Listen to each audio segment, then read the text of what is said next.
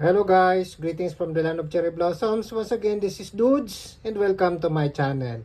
Okay guys, ang vlog po natin sa araw na ito is magluluto po tayo ng isa na namang Filipino dish. Ito po ay ang ginataang tulingan. So, bagong lahat gusto ko lang pasalamatan ng aking mga subscribers. Maraming salamat po. Sana'y dumami pa kayo. So, ito na ang ating mga sangkap. Of course, tulingan. Hiniwa ko na. Gagamit tayo ng gata. So, ayan na. Tapos, of course, sibuyas, bawang. Gagamit din tayo ng luya at sili. So, ayan, without any further ado, tara na, magluluto na po tayo.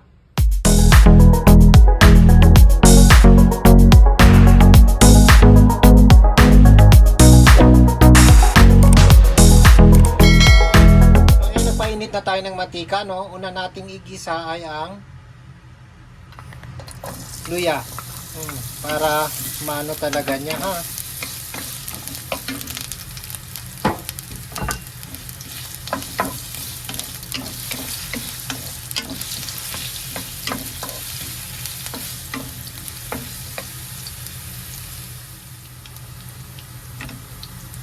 So, ayan. Gigisa na natin yung bawang.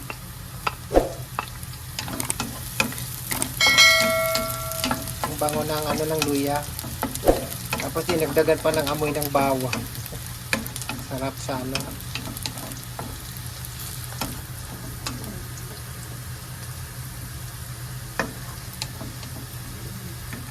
So ayan, i-ano na natin yung bawang. Sibuyas. Igisa na natin yung sibuyas. At iluto natin ng bagay sibuyas.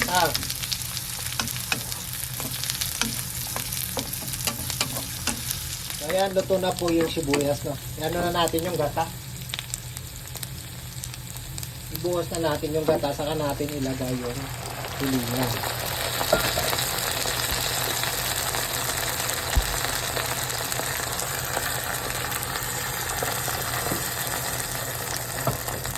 Ayan, so malapot yung gata. Ilagay na natin guys yung tulingan, ha?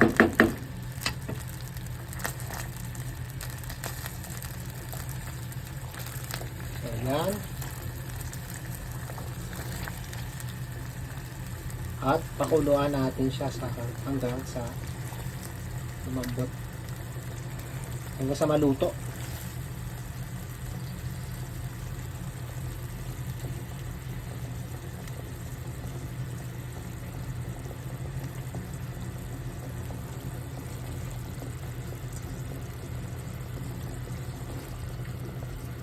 Ayan, ganito lang po kasimpleng minong to. Mamaya pagkakulo niya, saka natin ilagay yung sili at yung pampalasa nating fish sauce or patis. Okay? So, ayan guys, kumukulo na. Ilagay na natin tong panimpla natin na patis. Yung sili natin, pampabango pa. At guys, dito, dahil hindi ako gumagamit ng no cubes, gagamit tayo ngayon ng magic sarap.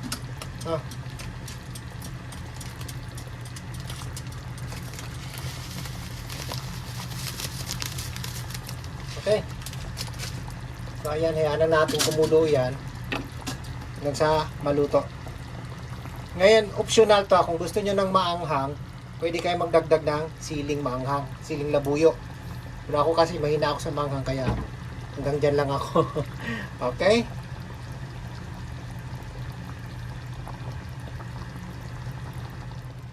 So, ito na po yung kinataan nating tulingan, guys. Ayan.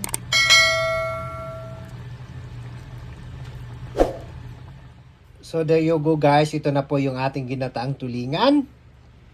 Sana ay nagustuhan po ninyo ang vlog natin sa araw na ito. At kung nagustuhan po ninyo, huwag sana natin kalimutang mag-like, mag-comment, at higit sa lahat mag-subscribe. At huwag kalimutang pindutin ang notification bell para magiging updated kayo sa sunod ko pang mga vlogs. Maraming salamat po. Domo arigatou gozaimashita.